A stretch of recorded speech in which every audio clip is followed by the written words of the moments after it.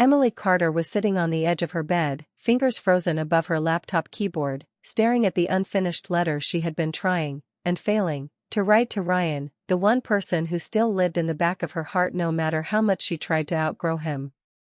The late afternoon light slanted through her window, turning the posters, the books, and the small paintings she had made of the Washington coastline into quiet reminders of everything she had dreamed of before life grew heavy.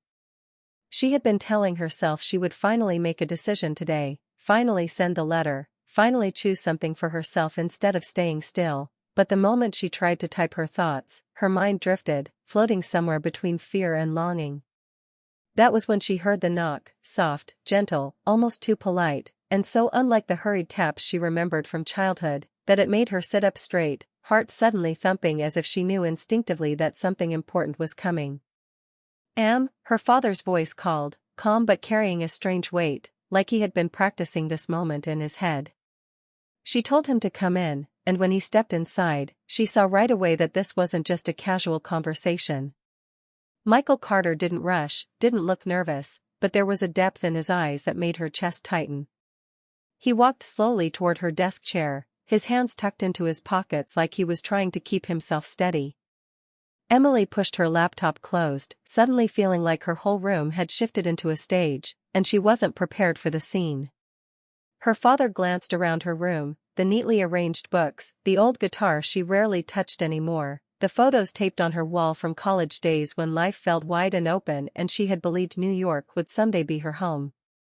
His eyes lingered on everything with a softness she couldn't understand, and then he turned back to her, letting out a breath that sounded almost like surrender.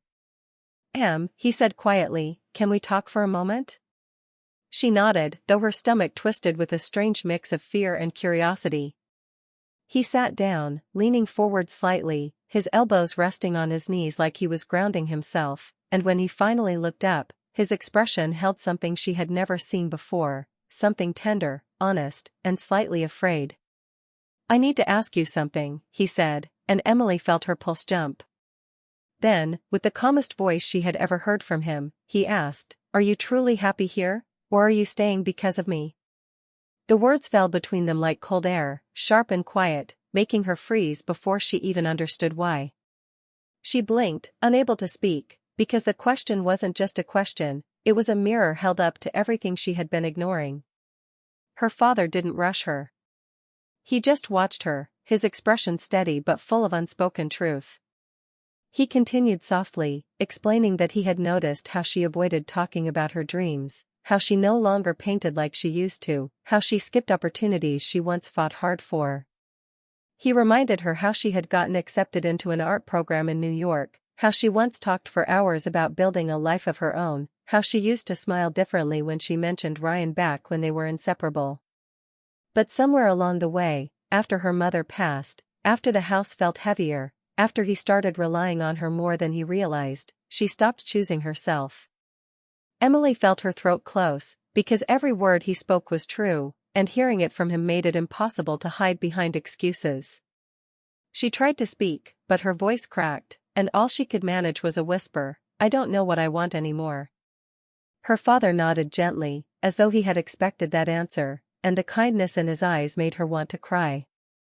He told her that he had been replaying memories in his mind, teaching her to ride a bike, watching her practice guitar for school.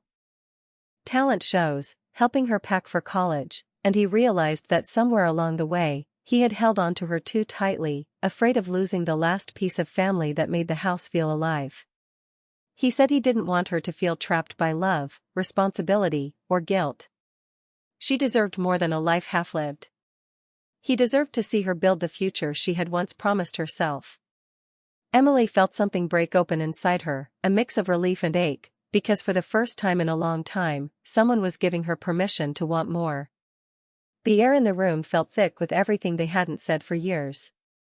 She looked down at her hands, noticing how tightly she had been gripping her phone. As if the universe decided the moment wasn't emotional enough, her phone buzzed in her lap. She glanced down and saw his name, Ryan. Her heart kicked. Her dad noticed her reaction but didn't pry.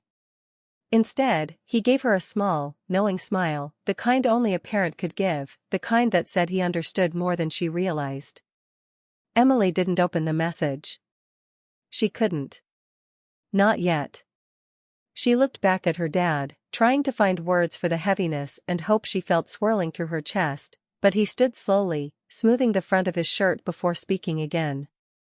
He told her gently that he had asked the question not to push her away but to make sure she didn't hold herself back.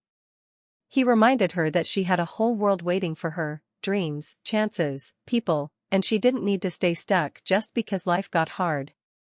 He walked to the door, pausing with a soft, reassuring expression that made her heart ache. "Think about it," he said. "Really think about what you want." And as he stepped out of the room, Emily sat frozen on her bed, staring at her phone, her chest rising and falling too fast, wondering why her father's calm question felt like the start of everything she had avoided, her past, her future, and maybe even the person waiting for her outside her comfort zone. Emily sat in silence after her father's question, feeling the weight of her own heartbeat as Michael Carter settled into the chair across from her, looking calmer than she felt. His calmness didn't make things easier, it made them sharper, clearer, harder to escape. He wasn't angry, upset, or emotional, he was simply honest, and that honesty left her feeling exposed. He told her he had noticed how she had been holding herself back, how she had grown quieter over the months, how she avoided talking about her dreams the way she used to. He said he remembered the girl who once filled this room with sketches, colors, and plans, the girl who stayed up late imagining life in New York with a spark in her eyes. But now, that spark felt dim, buried under responsibility. Emily tried to speak, but her voice failed her. She didn't want to admit she felt lost. She didn't want to tell him that staying felt safer than trying again. She didn't want him to know she had stopped choosing herself because she was scared, scared of failure, scared of change, scared of waking old feelings she had tried so hard to ignore. Michael leaned forward, voice soft but steady, telling her he had been thinking a lot about the years after her mother passed, how everything changed, how the house grew heavier, and how he leaned on her more than he realized. He didn't blame her for staying, but he hated the idea that she stayed out of obligation. He told her she deserved to live her own life, not the version of life she thought he needed. His words hit her like a truth she'd been running from. She had become the one who fixed things, the one who held everything together, but she had forgotten how to hold herself. She nodded slowly, tears pushing behind her eyes, admitting that she didn't know what she wanted anymore. Her father didn't rush to comfort her, he just let the truth sit in the room between them, giving her space to feel it. He reminded her that it was okay not to know, that being unsure didn't mean she had failed, it only meant she was human. He said life wasn't meant to be paused out of fear. Emily looked at him then, noticing how tired he seemed, tired but proud of her, proud that she existed in his world. She realized he wasn't trying to push her away. He was trying to set her free. Suddenly her phone buzzed again on the bed beside her, and Emily felt her stomach twist when she saw Ryan's name flash on the screen. She didn't open the message, but the sight of his name sent a spark of emotion she had been trying to bury for months. Her father didn't need to ask who it was, he simply saw the look on her face and understood. He took a slow breath and told her gently that sometimes the things or people we try to push away still find their way back because they matter. He wasn't telling her to run to Ryan, but he was telling her not to close the door just because she was afraid. Emily felt something shift inside her, a mix of fear, hope, and confusion so strong it made her chest feel tight. She didn't know if she was ready to face Ryan, ready to face her old dreams, or ready to step into the life she once wanted. But for the first time, she felt like she wasn't carrying the weight alone. Her father stood slowly, giving her a small smile that held more understanding than words ever could. He told her she didn't have to decide everything today, but she did have to start being honest with herself. He reminded her that she wasn't stuck, she was just scared, and fear wasn't a reason to waste her life. When he walked toward the door, he paused, turned back, and said, "You're allowed to choose your own happiness, Emily. Don't forget that." Then he stepped out of the room, leaving her alone with the silence, the message waiting on her phone, and a heart full of questions she could no longer avoid. As the door clicked shut, Emily felt something she hadn't felt in a long time, a sense that everything was about to change, Whether she was ready or not, Emily stayed on her bed after her father left, trying to calm her breathing, but part of her knew the moment wasn't over, it was only shifting. When Michael walked back into the room a few minutes later, he wasn't carrying sadness or worry, he was carrying something deeper, something she didn't expect, truth he had kept quiet for years. He sat down again, slower this time, as if choosing every movement carefully. The fading sunlight hit his face, making him look older, gentler, and suddenly Emily felt like a child again, waiting to hear something she was never supposed to hear. Michael told her he had been thinking a lot about the past, especially her mother's last days, and the promises they made in quiet hospital rooms. He explained that one night, when Emily had gone home to rest, her mother held his hand and said something he never told Emily because he didn't want to influence her choices. But now, he felt she deserved to know. With a slow breath, he told her that her mother had whispered, "Promise me she won't stay small just because she loves us." Emily froze. She had no air left. The idea that her mother spoke about her dreams even in her final moments hit her like an invisible wave, soft but strong enough to shake her. Her father looked down, admitting he hadn't known how to share that without making her feel pressured, so he kept it inside, hoping she would chase her dreams naturally. But over time, he realized she wasn't chasing anything, she was standing still, afraid she would lose him the way she lost her mother. Emily felt tears run down her face before she even realized she was crying. Her father continued, telling her how proud he was of her strength, how she stepped into roles she was never meant to fill, how she became everything he needed after her mother passed. But somewhere in all that responsibility, she lost the version of herself who believed in adventure, art, love, and life outside the walls of this house. Michael's voice stayed calm, but his eyes softened with every word as he admitted he didn't want that for her anymore. He didn't want to look back years from now knowing she stayed because she felt guilty. He wanted her to know she was allowed to choose her own happiness without carrying his. Emily sat completely still, feeling her heart ache in a new way, not from burden, but from release. Her father wasn't chaining her here. She had chained herself. And now he was gently removing the chain. As she tried to process everything, her phone buzzed again. Another message from Ryan. The room felt too small for all the emotions layering over each other, her mother's words, her father's honesty, her own fear, and now this sudden interruption from someone she wasn't sure she was ready to face. Her father glanced at the phone, then at her, and instead of asking questions, he only smiled softly, as though life finally made sense to him. He told her that he knew she and Ryan had a complicated past, but he also knew the way she used to talk about him, bright, shy, hopeful.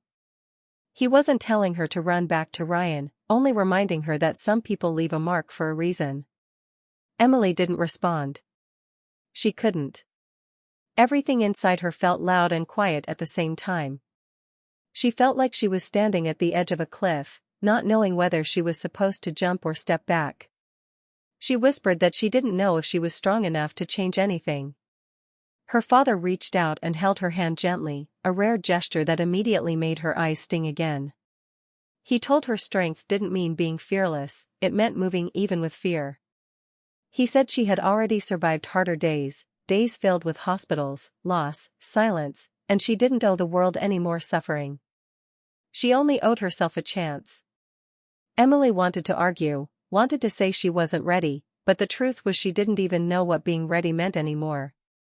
She felt the weight of her father's words pressing into the quiet air, reshaping the way she saw her life. She looked at the painting on her wall, the one she made after her mother passed. It wasn't perfect, but it was full of emotion, full of her. Somewhere along the way, she had stopped painting, stopped dreaming, stopped believing she deserved more. Her father stood slowly, giving her space, but he paused at the door again, the same way he always did when she was younger and scared of storms. He told her that nothing was final, nothing was decided, but the moment she chose herself, no matter what direction she took, he would stand behind her. Then he stepped out again, leaving her alone with the truth he had carried for years and the message she still hadn't opened. Emily stared at her phone, feeling like her life had just shifted from quiet survival to something bigger, something she didn't understand yet but couldn't ignore anymore. Her heart raced, her mind raced, and for the first time, she felt the edge of possibility rising around her. She didn't know what would happen next. But she knew something had already begun to change. Emily sat in her room after her father left, feeling like every part of her life had been quietly rearranged without her permission. The silence around her felt different now, less heavy, more open, like a door had been left halfway unlocked. She stared at her phone, still showing Ryan's name on the screen, and her heart beat faster without asking her first. She didn't know if she was ready to talk to him, or even ready to face the version of herself she used to be when they were close, but something inside her whispered that she couldn't keep hiding from everything forever. She opened the message slowly, breathing too fast as she read the simple words Ryan had sent, "I need to see you." It wasn't dramatic, but it landed in her chest like a spark. Emily stared at the message, trying to make sense of why it hit her so strongly. She told herself it didn't mean anything, that it was probably just him wanting to talk, but her heart refused to believe that. Her father's words were still echoing in her mind, "Choose for your heart, not for fear," and suddenly, she didn't know which feeling she was supposed to follow. She typed back slowly, hands shaking, just one word, "When?" She held her breath, unsure if she wanted him to reply quickly or not at all. Then her phone buzzed again before she could even set it down. Tonight, the new message read. "I'm outside." Emily's breath caught. She froze at the edge of her bed, staring at the glowing screen as if it had changed the rules of her entire world. Outside? Here? Now? She didn't know whether to panic or run to the window, but her body made the choice for her. She stood up so fast her knees trembled. The room suddenly felt too small, too warm, too full of emotions she wasn't prepared to face all at once. She walked toward the window with slow, careful steps, her heart pounding so hard it felt like it belonged to someone else. The quiet street outside looked the same as always, calm, a few porch lights glowing in the early evening, the occasional car passing in the distance, but knowing Ryan was somewhere outside turned everything into a story she wasn't ready to read. She didn't open the curtains yet. She couldn't. Instead, she leaned her forehead against the cool glass and closed her eyes, trying to steady herself. Why now? Why today? Why moments after her father told her to choose her life instead of hiding from it? Part of her wondered if this was a coincidence, but another part, the part she tried to silence, felt like this was the moment she had been avoiding for months. She thought about Ryan's laugh, the long drives they used to take, the late-night phone calls when they were younger and too honest for their own good. She thought about how things fell apart, how silence replaced everything, how she convinced herself she was better off letting him go. But now he was outside her house, and she didn't know if it was fate or timing or just life being unpredictable. Emily touched the window frame, feeling her hand shake. If she stepped out of her room now, things would change. If she didn't, then everything stayed the same, and she knew the same wasn't working anymore. She heard soft footsteps in the hallway. Her father's pause outside her door made her turn around. He didn't come in this time, he simply asked, in a calm, warm voice, "You okay?" Emily swallowed hard and nodded, even though she knew he couldn't see her. But something about his presence made her feel grounded, less scared of the world waiting outside her room. He didn't push, didn't ask why she was pacing, and didn't mention the messages he had seen earlier. Instead, he said something that made her chest warm and heavy at the same time, "Whatever you choose tonight, Em, it's your choice. Not mine. Not anyone else's." And then he walked away, leaving her with the kind of quiet support only a father could give. She exhaled slowly, finally pulling the curtain aside. Her eyes found a familiar figure standing near the streetlight, hands in his pockets, head tilted slightly like he wasn't sure if he should knock or leave. Ryan. Older than the last time she saw him, but still unmistakably him. Emily didn't know how long she stood there, staring. She didn't know if she was ready for whatever conversation waited outside. But she did know something had shifted, inside her room, inside her heart, maybe inside her entire future.